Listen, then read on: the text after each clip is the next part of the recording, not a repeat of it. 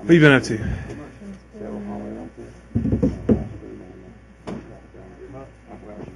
Okay, Clint Bowyer is here. He drives the number 33 BB&T Chevrolet, 12th in points, Richard Childress Racing. Clint, your thoughts heading into Talladega Superspeedway, where just about anything can happen? Yeah, I'm looking forward to it. I think just about anything can happen. You just got to play your cards right, and you have to have a little bit of luck on your side too. I mean, you got to be able to put yourself in position and have a car that can do that. But the right things have to move your way, and the right door has to open for you to be able to win this race. But certainly the guys in the shop have gave us a lot more opportunities having that door open with the engine program that we have at ECR, and then the hard work and dedication they put into our chassis. Fun race. It's a long race, and you just, like I said, it all comes down to that last 50 laps. Questions for Clint Bowyer? If you have one, raise your hand. We'll get the wireless mics to you. Who has the wireless mics? Raise your hands high so we can see. Okay? Go ahead right here. State your name and who you're with, please. Go ahead.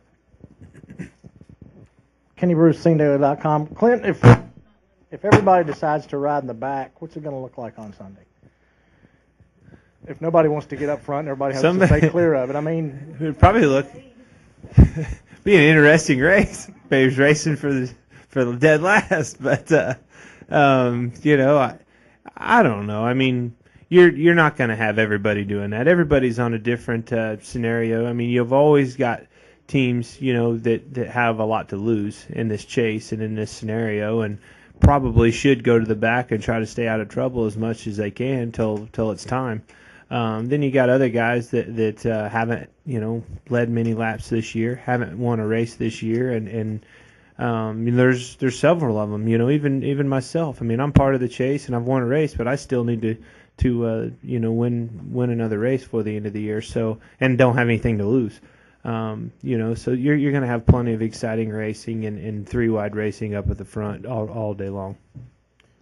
Let's get the mic right here to Tom. Oh, I'm sorry, Ed. Go ahead. Ed has it. Tom, and then Jenna. Ed Hinton, ESPN.com.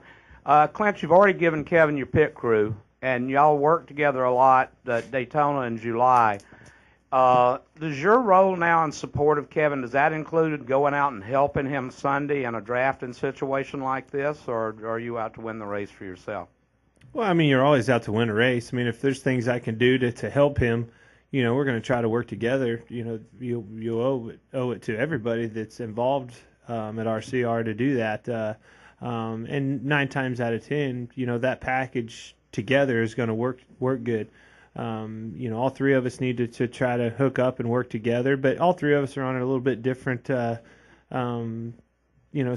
I mean, Kevin's has a lot to lose right here at this racetrack, and this is certainly a track where you can gain or more importantly, lose a lot of ground in his position. So, just depends on if we can get hooked up. Yeah, we're going to work together. If not, it's you got to be able to put the BB&T up front and hopefully win the race for them. Clint, Tom and then Jenna. Go ahead. Tom Jensen, Speed.com. We had one of the best Talladega races here ever in the spring.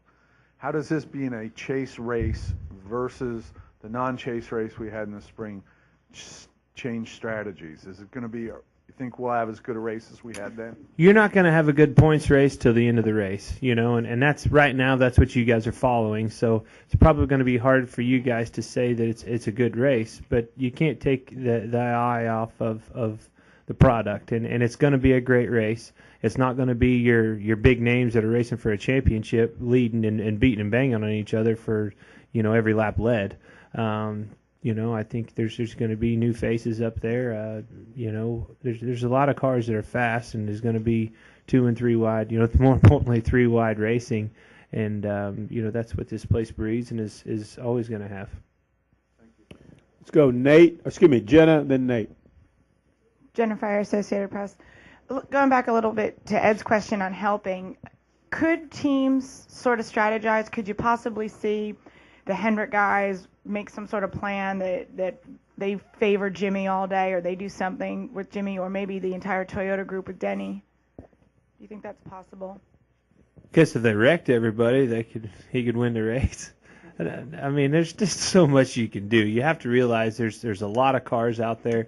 You're 3 and 4 wide, and it's harder than you think to get in position to where you can help that guy. And if it's going to hurt you to help him, you know, he's going to have momentum, and you're not going to be able to get behind him anyway. You know what I'm saying? I mean, you can't just if you're coming up on him with a head of steam and you've got help behind you, you can't slam on the brakes and get behind him because they're going to run over you and you're going to wreck everybody, maybe even him. So if you can get in position to help, you need to do that. And if you can't, you can't. You know, there's nothing you can do much more than that. Let's go Nate and then Jay and then over here to Mark. Nate Ryan, USA Today.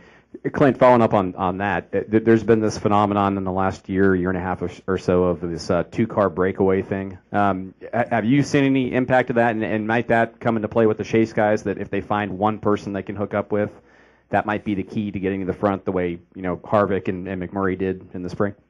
Yeah, certainly, but you know, I think everybody's learned from that, and everybody's going to be trying to do that, and you know, the more people that are able to do that, it's going to probably make it you know, not as important and stand out as much as it did in the spring. But I think certainly you're going to see that. You know, we've been talking about it. I mean, everybody's been talking about it. Everybody watched that happen in the spring and was successful. So, you know, you'd be a fool not to try that and experience that and see what you can get away with. But again, you know, that right scenario has to happen again. And at a place like this, there's, you know, history doesn't repeat itself. You know, that same door doesn't open on lap 10 to go as it did, you know, in a spring race and so forth and so on. I mean, you know, in the spring race, Kevin and I were back there riding around, and we each had a lap where we thought we could get to the front.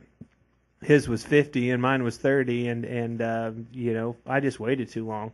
You know, he went up and won the race, and I don't even know where I finished, but we got up there, just didn't get up there far enough. You know, I wasn't in position when I needed to be, so you know, it's just one of those things.